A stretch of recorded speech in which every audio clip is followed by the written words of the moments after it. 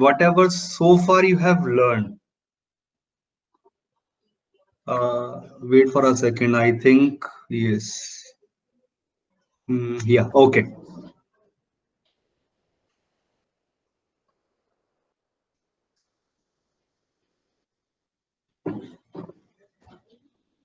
Check out this question.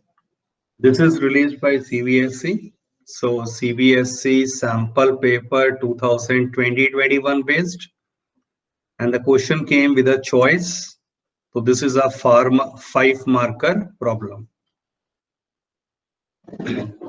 Solve the following LPP graphically. You just need to maximize this subject to the following 3 constraints, and of course with a non-negative restrictions. Please try it out. There is a one simple observation. I'm sure everyone might have now noticed this. Since there is a greater than or equal to, but other two are less than or equal to, so most likely expect a bounded region. If all were greater than or equal to, then in that case, it will be surely unbounded region. But if any one of the inequality is less than or equal to, in that case, it will turn out to be bounded. So I'm waiting for your responses. The one who do the graph, please send me WhatsApp.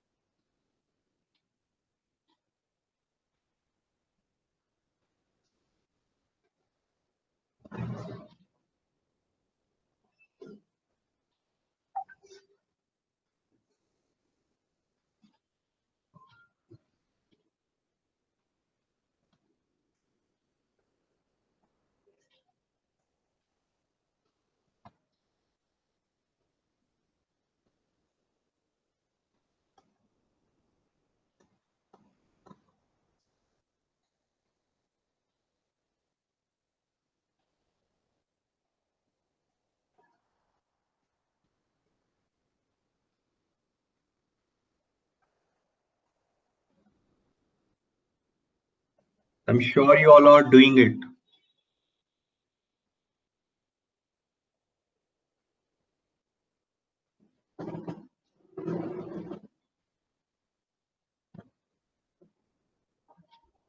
And please try out to do it on the graph paper.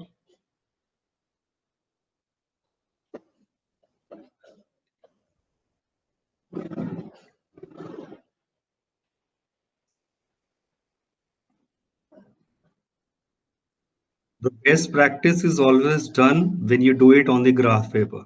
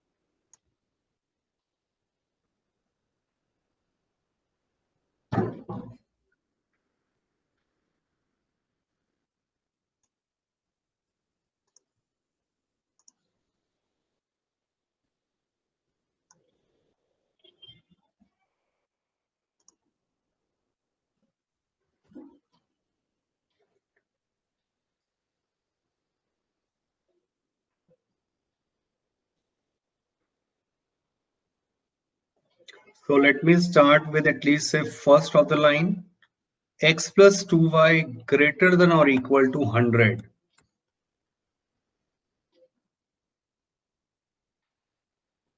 X plus 2y greater than or equal to 100.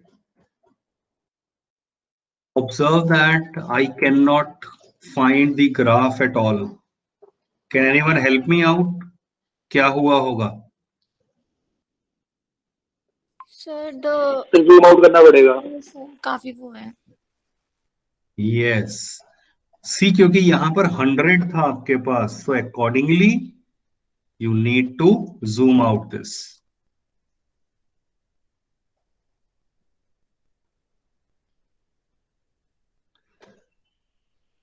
So I think the shading is also clear. It is going the upward direction. And the second inequality is 2x minus y less than or equal to 0. Origin से पास हो रही है ये line. So let me just change its color.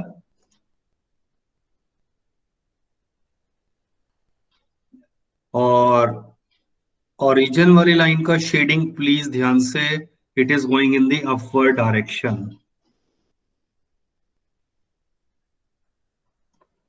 तो 2 lines already drawn.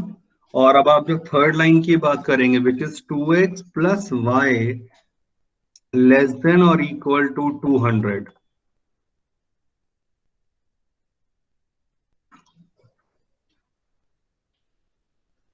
So check it out.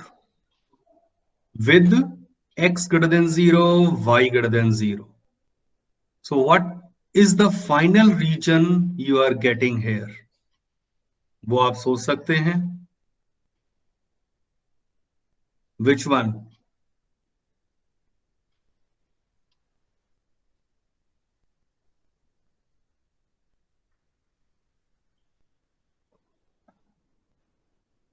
Anyone? कौन सा इसमें से फाइनल रीजन आ रहा है? Sir that small quadrilateral red coloured kind. Okay यार, ये वाला कह रहे हो? या एक मिनट, सॉरी, एक मिनट मूव पे ले. हाँ, या दिस वन.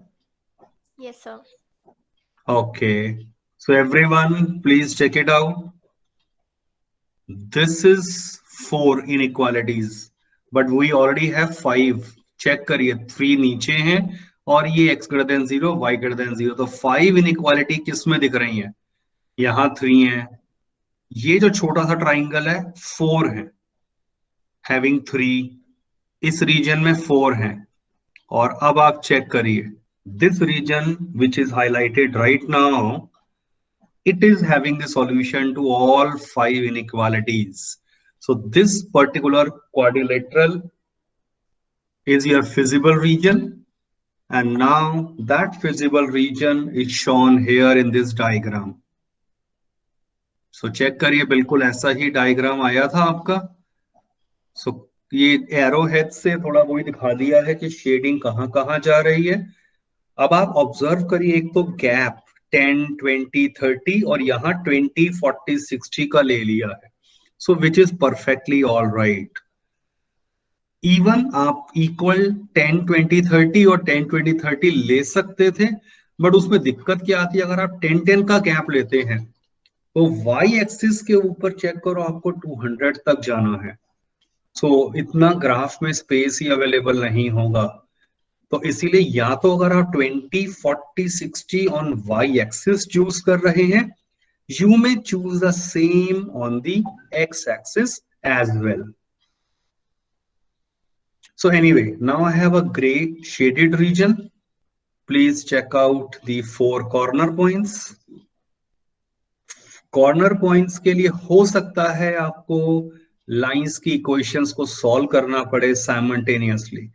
ये पॉइंट देखने से लग रहा है 30, 40, बट इज इट सो? इस पॉइंट डी, बट ये पॉइंट अगर आप डी देखेंगे 20, 40 है। तो ये देखो डायग्राम भी इनका थोड़ा सा सही नहीं बना है। ये तो एनसीईआरटी की मैंने मार्किंग स्कीम से ही उठाया है। तो even they have drawn little bit of a wrong graph, right? तो आपके पास कोऑर्डिनेट ऑफ डी निकाल लिए 20, 40, और सी को भी सॉल्व कर लिया 50, 100। other two were obviously 0, 200, and this one is ए वाला। अच्छा, ए वाला भी सोचना ही पड़ेगा, वो 0, 50, वो आप चेक कर लेना। सो इनके ऊपर आपने अपने ऑब्जेक्टिव फंक्शन की वैल्यू को निकाल लिया, और क्वेश्चन था मैक्सिमाइज का। तो in case of maximisation, this is the maximum value. The maximum of z is 250 at x50 y100. Your required answer.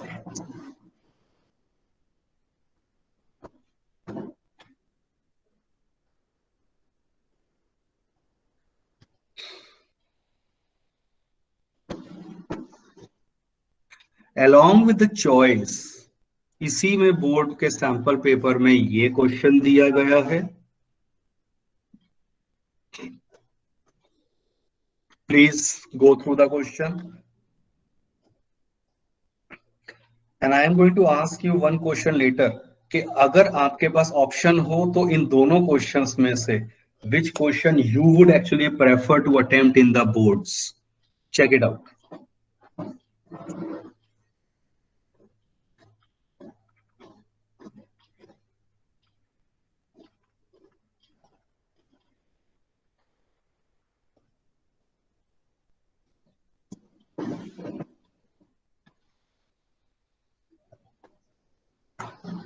This time some feasible region वाला आपको ग्राफ गिवन है, और फिर आपसे क्वेश्चन पूछे हैं। Let z is equal to 3x minus 4y be the objective function. Find the maximum and minimum value of z. So what is the answer? और फिर साथ में करें also the corresponding points at which the maximum and minimum value occurs. तो first part तो बहुत easy है, because this is the bounded reason, और इवन अनबाउंडेड भी होता, maximum minima will always occur at the corner points.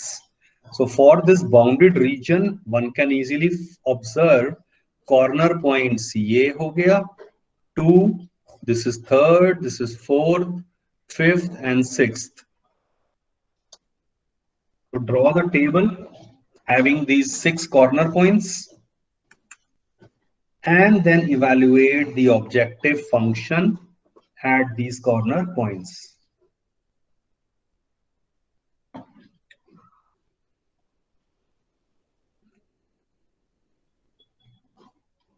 Maximum minimum value बतानी है sir?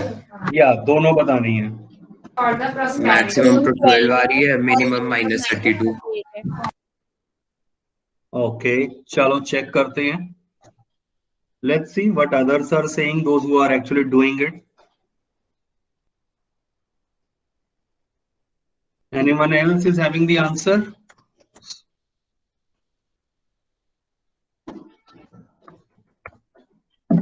Minimum मेरी -38 आ रही है, ओके, मैक्सिमम 12 चलो मैं चेक कर लेता हूं।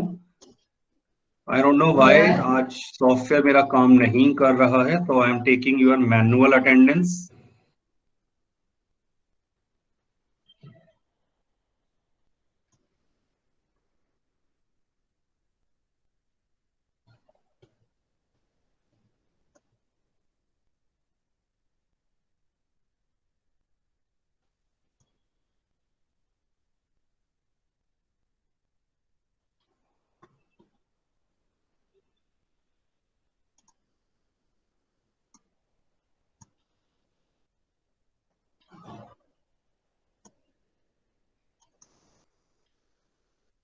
चलिए leave it.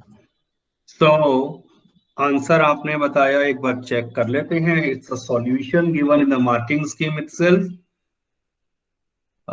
Maximum is 12 at 40 and minimum is minus 32 at 0,8. यही बताया था आपने। It's a simple Yes, evaluation, ये sir. तो बहुत सिंपल क्वेश्चन हो गया, राइट।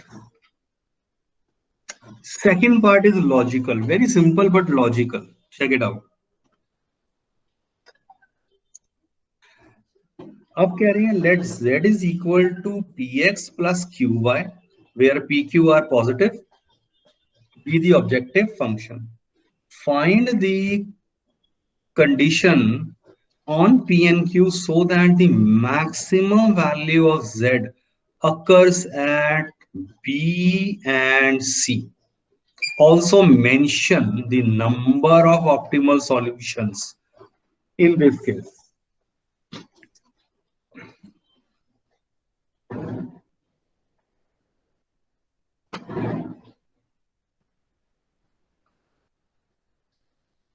क्या करेंगे? Think logically. B कहां पर है? ये रहा 4,10 और C is here 6,8. क्या कहा है?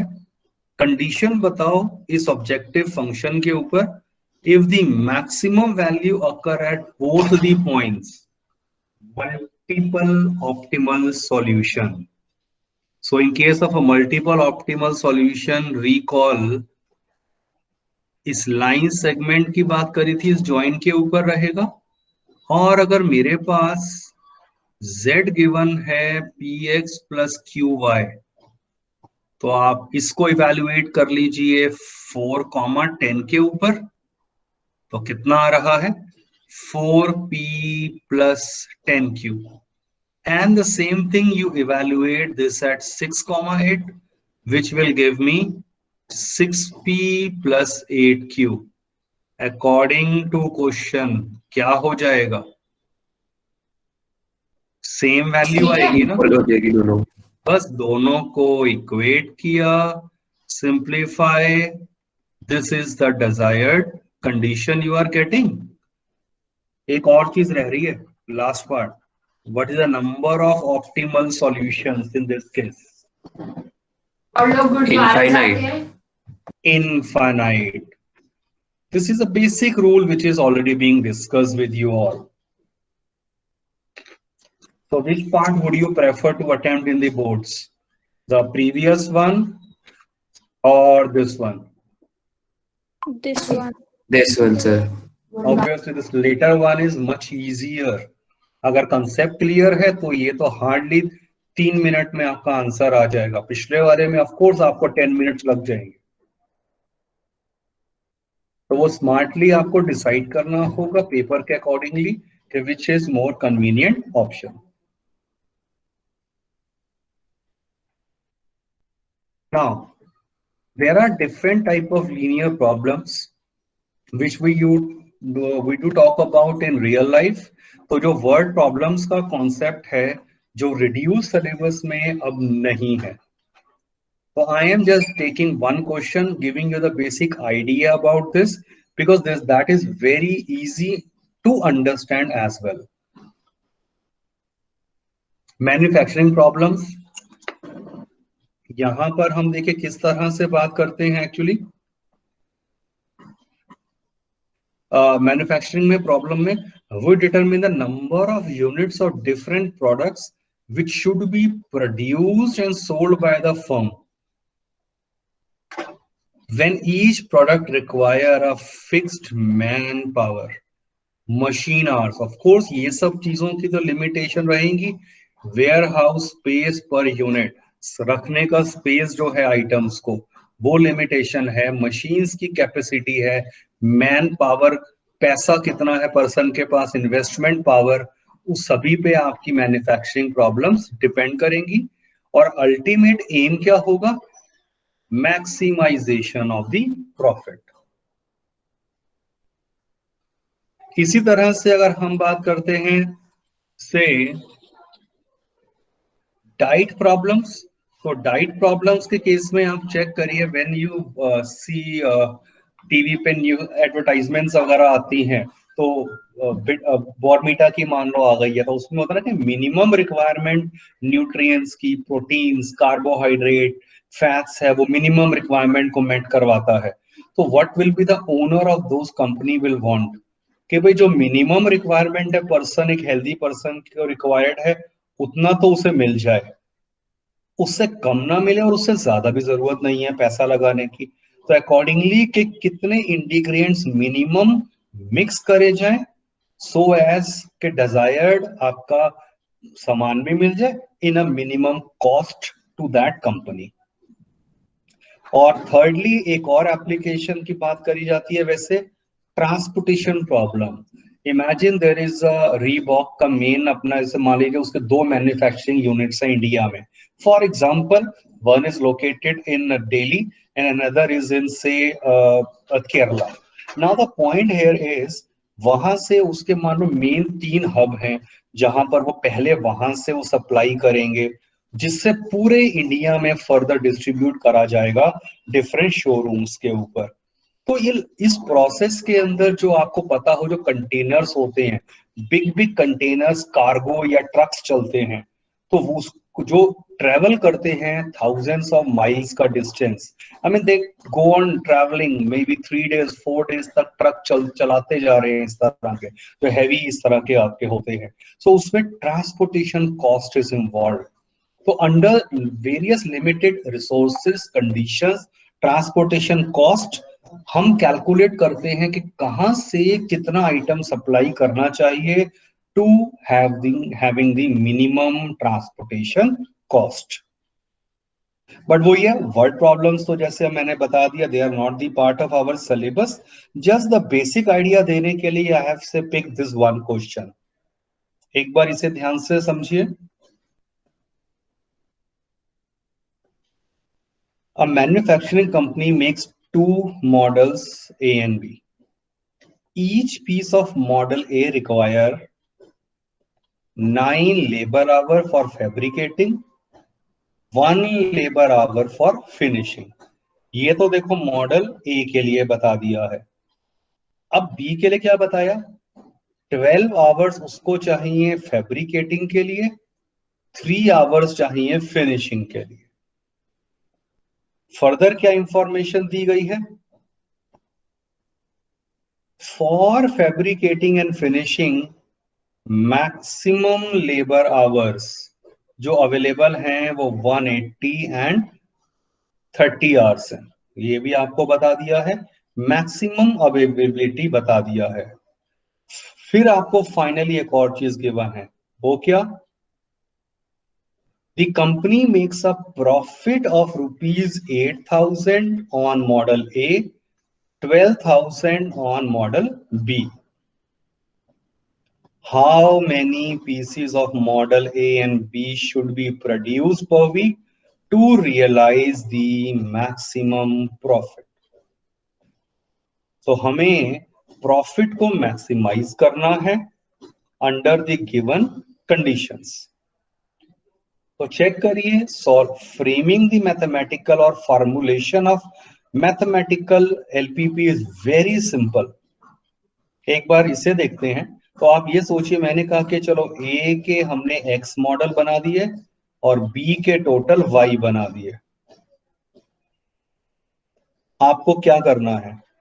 मैक्सिमाइज प्रॉफिट करना है, जिसे मैं कह देता हूं जेड। एनीवन, जेड क्या होगा?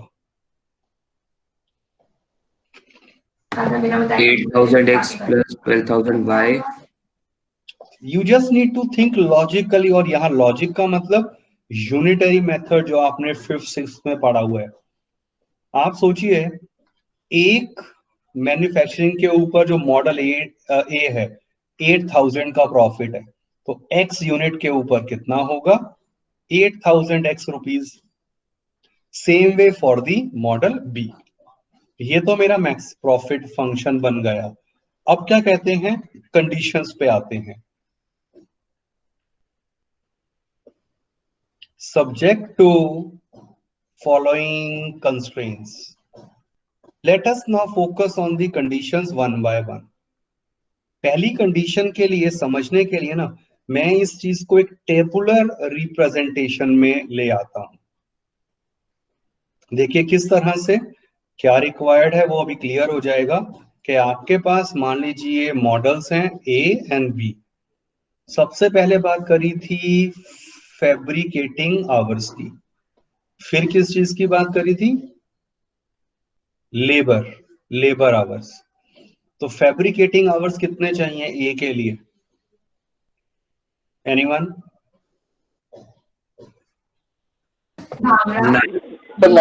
9 आवर्स. ओके, और बी के लिए, अच्छा ए के लिए लेबर आवर कितने चाहिए? 1 hour. 1 आवर कहा है. नेक्स्ट, बी के लिए 12 एंड 3 आवर्स. सिंपल गिवन है ये. फर्दर क्या कहा है, ये इंपॉर्टेंट है, कह रहे हैं मैक्सिमम लेबर आवर्स जो अवेलेबल हैं वो 180 एंड 30 हैं. फैब्रिकेटिंग आवर्स आपको कितने अवेलेबल हैं? Maximum 180 hours. और ये लेबर आवर कितने टोटल हैं? Maximum of 30 hours. मैक्सिमम का मतलब क्या होता है? ज्यादा से ज्यादा. एट द मोस्ट मेरे पास 180 आवर्स है, तो मैं 100 आवर्स यूज कर सकता हूं. 150 आवर्स, 179, 180 आवर्स तक तो कर सकता हूं. 181 नहीं कर सकता. तो this is the maximum availability. तो ये एट द मोस्ट एक्चुअली कहा गया है. और फिर लास्ट में बात करी गई थी प्रॉफिट की. तो प्रॉफिट को अगर मैं लॉजिकली यहां पे समझता तो ए के ऊपर, ए के रेफरेंस में था प्रॉफिट कितना? 8,000 रुपीज, और यहां पर है 12,000 रुपीज. तो if this tabular formulation is done, अब अगर आप इस चीज को यहां ध्यान से पढ़ें, देखो ए के मैंने एक्स लिए थे और बी के वाई. पहले फैब्रिकेटिंग आवर्स की कंडीशन कोई सोच पा रहा है क्या बनेगी? Fabricating 9x plus 12y. 9x plus 12y should be less than or equal to 180. Yes, good. आप चेक करिए वो यूनिटरी मेथड. एक के लिए 9 आवर्स चाहिए फैब्रिकेटिंग, तो x यूनिट के लिए 9x हो गए. सेम 12y हो गए. और टोटल मिलाकर जो आवर्स हैं वो मैक्सिमम फैब्रिकेटिंग के 180 हैं. तो it has to be less than or equal to 180.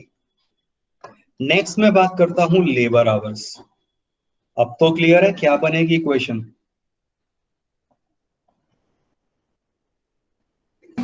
X plus 3y less than or equal to 30. That's it. और आपके पास कोई कंडीशन नहीं है except hidden condition. x and y both should be positive. So mathematical formulation is done. अब आपको simply इसका graph बनाना है. तो check it out. This is my first inequality, this is my second inequality.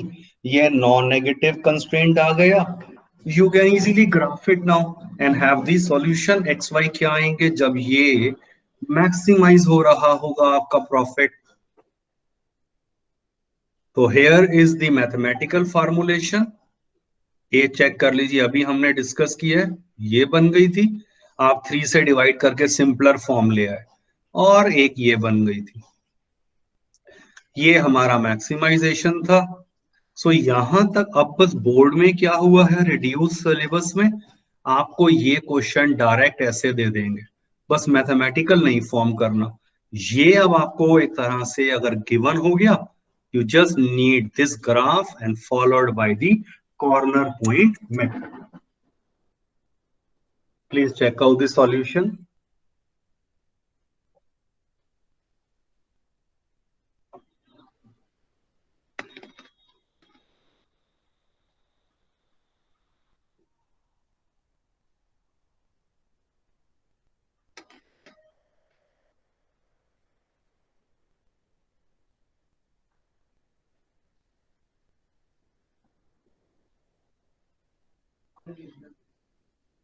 In fact अब ये आपके लिए मैं देना चाहता हूं, for your homework, frame and have the answer and the another question for your homework.